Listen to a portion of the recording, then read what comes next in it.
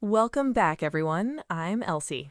And I'm Evelyn, and I have to say, I have been looking forward to today's episode for a while now. Same, like genuinely, because we are diving into something today that I think every single person listening can relate to. Whether you run a business, whether you're a freelancer, a creator, a student, or you've just ever had to persuade someone of something. Which is pretty much every human being on the planet. Exactly. So today we are talking about the psychology of selling, and more specifically, the secret to actually earning money without ever having to aggressively ask for it. And before anyone checks out, I know some of you heard the word selling and immediately thought, that's not for me, I'm not a salesperson. Stay with us because here's the thing. Everyone sells constantly. If you've ever tried to get a friend to watch a show you love, you've sold.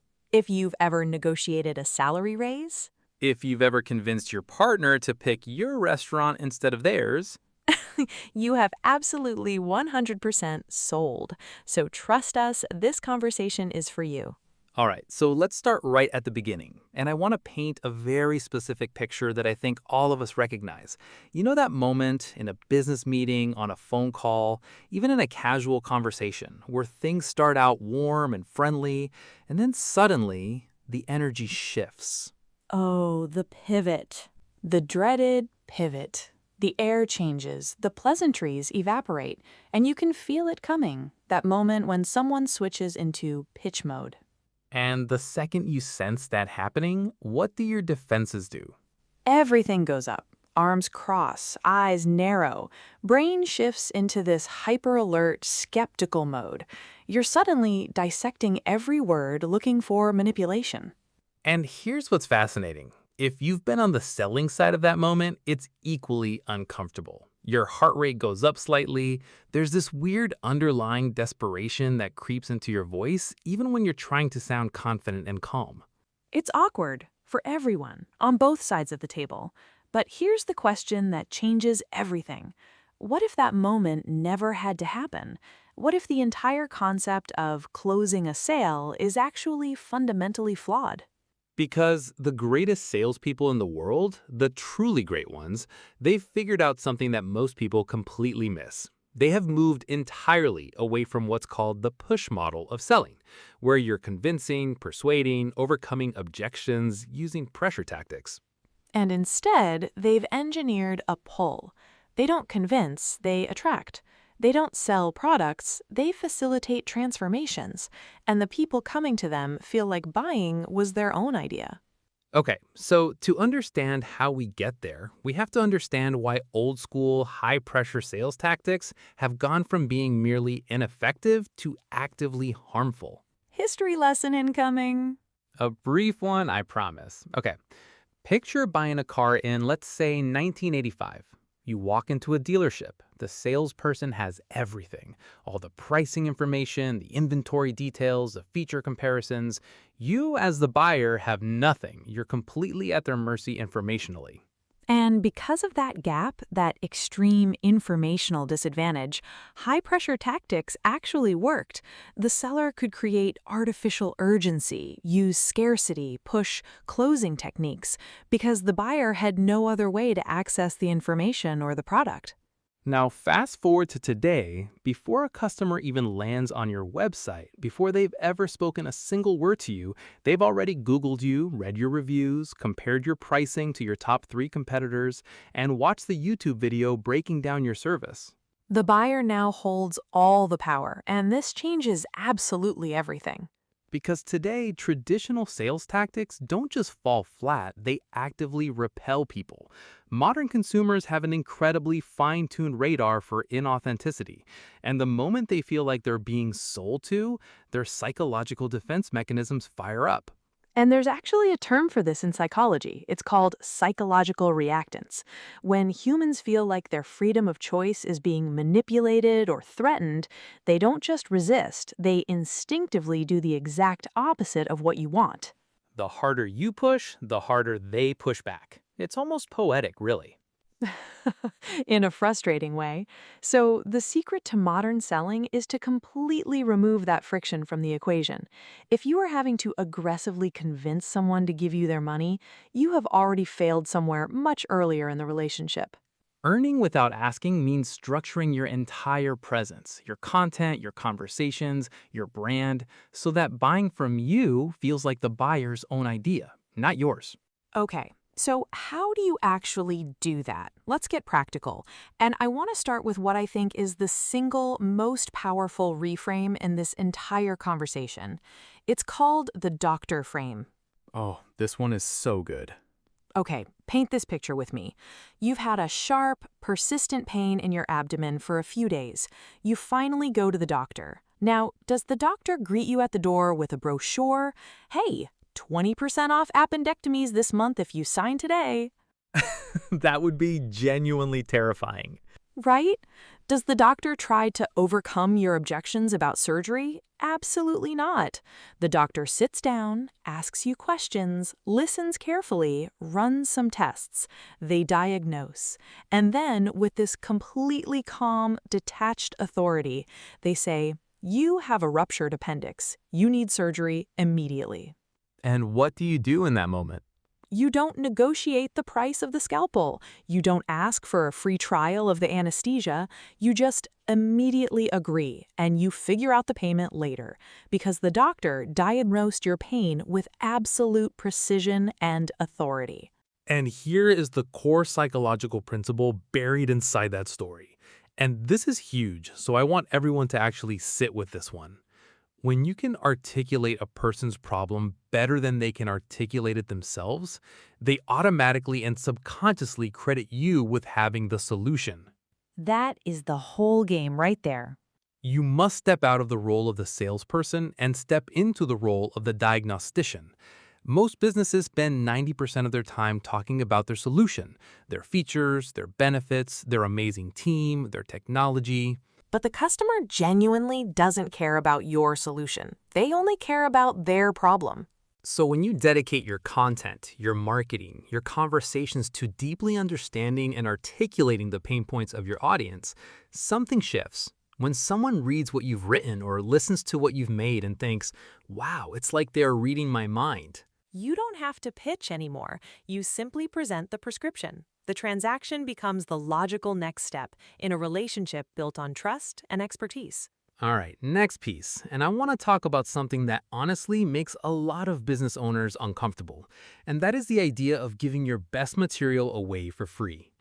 The free value conversation. I know, but we genuinely have to have it because there's a principle in behavioral psychology called the law of reciprocity, and Dr. Robert Cialdini wrote about it extensively in his book, Influence, The Psychology of Persuasion, which, by the way, Required reading, full stop. If you have not read that book, it belongs on your shelf. absolutely.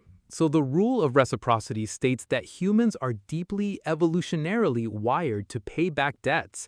When someone gives us something of genuine value, we feel a strong psychological obligation to return the favor. In our tribal past, this ensured survival through mutual cooperation. Today, it drives the modern economy of content and relationship marketing. So here's the fear most business owners carry. If I give away my secrets, why would anyone ever pay me for them? And I understand that fear completely, but it comes from a fundamental misunderstanding of what people actually buy. Because here's the truth. Information is a commodity. It's everywhere. It's free. You can Google almost anything in 10 seconds. What people actually pay for is implementation, curation, accountability, speed, and personal access. So when you consistently provide massive, actionable value for free, you're making deposits into the psychological bank accounts of your audience. Day after day, week after week, you're helping them solve small problems. You're improving their lives, their businesses, their health, without ever asking for a single thing in return. And eventually, a psychological imbalance builds. The audience feels genuinely indebted to you, not in a manipulated way, in a very natural, human way. And more than that, they think, if this person's free content is this incredibly good and has helped me this much, their paid stuff must be absolutely life-changing. And when you operate this way, you never have to run a high-pressure sales campaign. You simply announce that you have a deeper, more structured, more personalized way to help them. You're providing them an outlet to balance the psychological ledger. They buy not because you push them. They buy because you gave so much that they feel compelled to pull you into their lives in a more permanent financial way. That distinction, push versus pull, that's everything. Okay, next layer. And this one goes deep into human psychology in a way I find genuinely fascinating. It's about identity, and I promise you, once you understand this piece, you will never look at marketing the same way again. So every human being walks around with two versions of themselves existing simultaneously in their mind. There's the actual self, who you are right now, today, in this moment, and then there's the ideal self, who you desperately want to become, the person you imagine yourself being. And the gap between those two selves, that space is filled with desire, insecurity, and aspiration. That gap is where all motivation lives. The greatest companies in the world have figured out that they are not selling products, they are selling the bridge between the actual self and the ideal self. They are selling an identity upgrade. And the clearest example of this, and it's almost too perfect, is Apple. Apple in the early 2000s never led with gigabytes and processor speeds. They ran the Think Different campaign. They ran the I'm a Mac, I'm a PC ads. And what they were essentially telling the world was, if you use a PC, you're a boring, corporate, spreadsheet-pushing drone. But if you choose a Mac, you're a creative, a rebel, an innovator, a visionary. They never had to aggressively push anyone to buy. They created a scenario where buying Apple was a public declaration of personal identity. So when you think about framing your own offer, the question to ask yourself is this: who does my customer want to become? How does my product act as the vehicle to get them to that new version of themselves? If you're selling fitness coaching, you're not selling a workout plan. You're selling the identity of a confident, energized, unstoppable individual. If you're selling financial software, you're not selling a dashboard. You're selling the identity of a smart, legacy-building, financially secure entrepreneur. When you align your offer with someone's deepest identity aspirations, the friction of the sale just dissolves. You're not separating them from their money, you're facilitating their evolution. They eagerly invest in themselves, and you simply happen to be the vehicle they need to get there. All right, this next section might genuinely be my favorite part of today's conversation. We're talking about storytelling, and specifically, how to completely bypass the logical brain. The logical brain, greatest enemy of spontaneous buying decisions. Okay, here's something that sounds controversial on the surface, but is actually well supported by neuroscience. Human beings are not rational creatures who sometimes have emotions. We are deeply emotional creatures who occasionally use logic to justify the emotional decisions we've already made. And this matters so much for selling, because when you lead with pure logic, facts, figures, ROI calculators, feature comparisons, you're engaging the analytical part of the brain. And the analytical brain is inherently skeptical. It looks for flaws, it calculates risks. Its default setting is to find reasons to say no. But storytelling bypasses all of that. For thousands of years, long before written language existed, humans survived and passed down critical information through stories. Our brains are literally wired to synchronize with a narrative. And here's something that genuinely blows my mind every time I think about it. When we hear a well-structured story, our brainwaves actually start to mimic the brainwaves of the storyteller. And we release oxytocin, the chemical responsible for empathy and trust. Stories build bonds at a neurological level. So in the context of selling, there's a framework called the hero's journey, which was popularized in the marketing world by Donald Miller's story brand method. And the foundational insight is this: the biggest mistake sellers make is positioning themselves as the hero of the story. Look at us. Look at our awards. Look at our incredible 5-year track record. But the customer doesn't care about your story. They care about their story. So to sell seamlessly, you have to position the customer as the hero. and yourself as the guide. Think about Star Wars. Luke Skywalker is the hero. Yoda is the guide. Luke has a massive problem. He needs to defeat the Empire. He lacks the skills and the tools. Yoda doesn't swoop in and save the day himself. Yoda provides the wisdom, the tool, the force, and a plan. Your marketing should tell the story of your customer, highlight their struggles, validate their frustrations, then introduce your product or service not as the savior, but as the lightsaber, the tool the hero needs to win their own battle. I love that framing so much. The lightsaber, not the hero. Because when the customer understands that they cannot reach their own happy ending without your tool, you never have to ask for the sale.